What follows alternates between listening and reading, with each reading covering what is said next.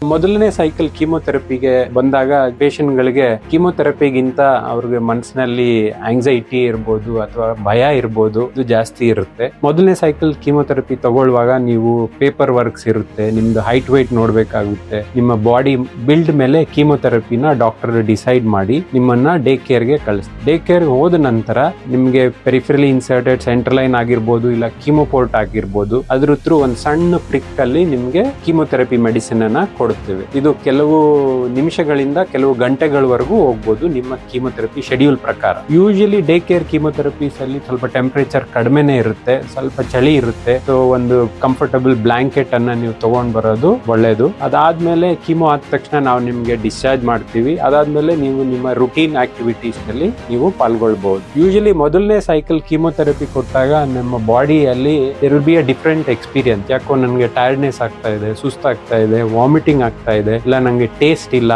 ಅಂತ ನಮ್ಗೆ ಅನಿಸ್ತದೆ. ಕಾಲಕ್ರಮೇಣ ನಿಮ್ಗೆ ರೂಢಿ ಆದ ನಂತರ ಸೆಕೆಂಡ್ ಸೈಕಲ್ ಇಂದ ಇದೆಲ್ಲ ನಿಮ್ಗೆ ಏನು ತೊಂದರೆ ಆಗೋದಿಲ್ಲ. ಮೊದಲನೇ ಸೈಕಲ್ ಅಲ್ಲಿ ಇಟ್ ಈಸ್ ಮೋಸ್ಟ್ಲಿ ನಿಮ್ಮ ಬಾಡಿ ಕೀಮೋಥೆರಪಿಗೆ ಹೇಗೆ ಸ್ಪಂದಿಸುತ್ತೆ ಅನ್ನೋದು ನಮ್ಗೆ ಗೊತ್ತಾಗುತ್ತೆ.